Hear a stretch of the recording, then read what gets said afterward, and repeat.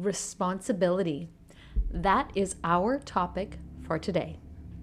Hi there, I'm Julie Turner, julieturner.ca, and whatever platform you are watching this on, I apologize about the motorcycles going by outside. I would love it if you could like, share, subscribe to this video, and of course my channel, again, wherever you're watching this.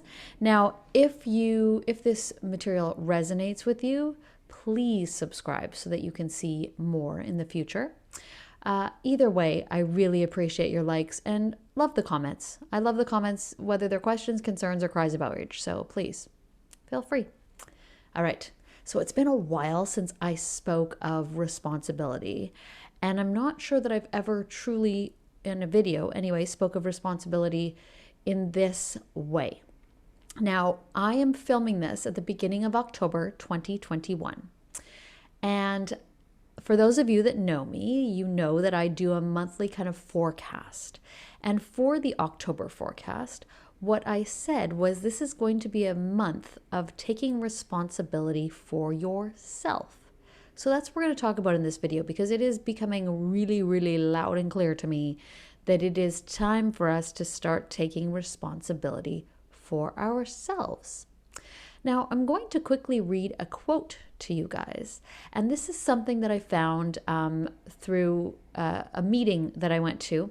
And this quote really, really stuck out to me. It really meant something to me. So I'm going to read it, and hopefully it will mean something to you.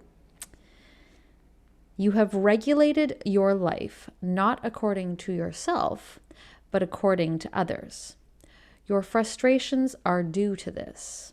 It goes on to say, this attitude of yours obstructs your universal channels. Now, even if we leave out that last little bit of spiritualness, which, we don't have to, I embrace it, but even if we just focus on the statement, you have regulated your life not according to yourself, but according to others. How many of you feel that that is a true statement about yourself? How many of you feel that you have spent a lifetime making sure that you don't upset others, that you don't, say something wrong, do something wrong, and yet, this I know we've talked about before, you can't possibly know what is wrong to that other person. And what I mean by that is sometimes we, through our best possible we try our best, let's put it that way. We try our very, very best to say the right things and do the right things, and yet we cannot get it right. And the reason is we can't read minds.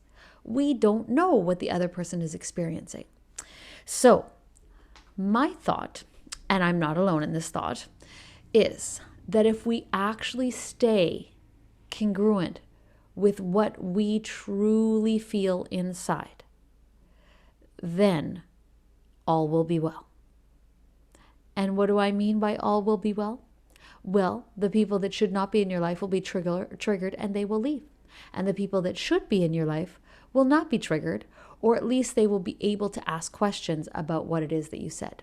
Now, when I say triggered, that sounds like very big and negative, but it doesn't have to be. I'm sure we've all met that person that you say something just a comment about the wind for that matter. And the person's like, what do you mean by that? What are you trying to say? Because they are experiencing you in a vastly different way than you are intending. But it is not your responsibility to be any specific or certain way for other people to be able to embrace you.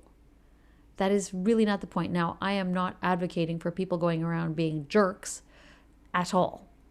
We don't need to be a jerk to put forward what is true for us. And often, I call that speaking your boundary to life. And it happens like every day in different ways. Now, a lot of people I've learned feel that boundaries are often like, it's kind of like a list of rules. Well, in my oh so humble opinion, that is not what a boundary is. A boundary, and just so you know, often we don't actually know what our boundaries are, so there's no way for us to write this rule book down. We know what our boundaries are when somebody stepped on them. And when somebody steps on them, we need to question them, maybe ourselves, maybe both, as opposed to either going and just taking it to heart and not saying anything and having an expectation of what that person meant, or we get very triggered and angry and we like leap on them. Well, it is our responsibility to understand our experience in the situation. And if you have the understanding to do so, you can ask about the other's experience as well and likely learn something. So, who are you responsible for? Yourself. You are responsible for yourself and for your journey here. And yes, in a different way, we are responsible for the children that we bring into this world, but just know that even that, you are still responsible for yourself. And what that might look like is no matter what the age your child is, they are actually a whole separate human being that has whole separate wants and needs and likes and dislikes. Even though so many of you parents are like, you treat your child like they need to be a part of you. Like they need to like what you like. They need to behave how you behave. They need to like completely fit into your world, into a neat little package. And when they don't, they need to be, they need more rules and they need punishment. And they need this and that and the other thing. That is not the truth. The truth is your child, again, completely separate entity, and you need to understand them, not control them. Understand them, not control them. Now, do children need guidance? Absolutely. Absolutely. But they do not need to be guided to be exactly like you. They need to be guided to follow their own truth, follow their own heart. Please do not forget that.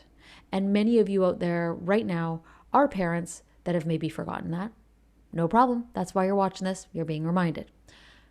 Some of you are not parents.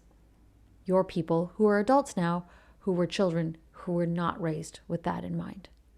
That you were raised to be like your parents because anything else was uncomfortable for your parents. Now it's time for you to take responsibility for yourself.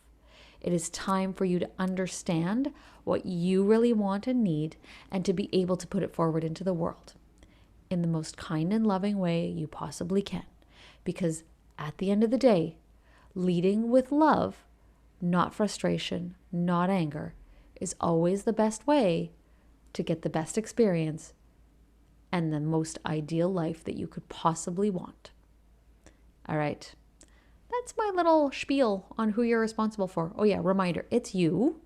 Again, if this video resonated with you, please feel free to share. Thank you so very much for your time today. If you want to reach out, if you want a session, a mini reading, any of the wonderful things that I love to support people with, please go to julieturner.ca and book into my schedule. Love to meet you. Thank you so much and have an absolutely amazing day.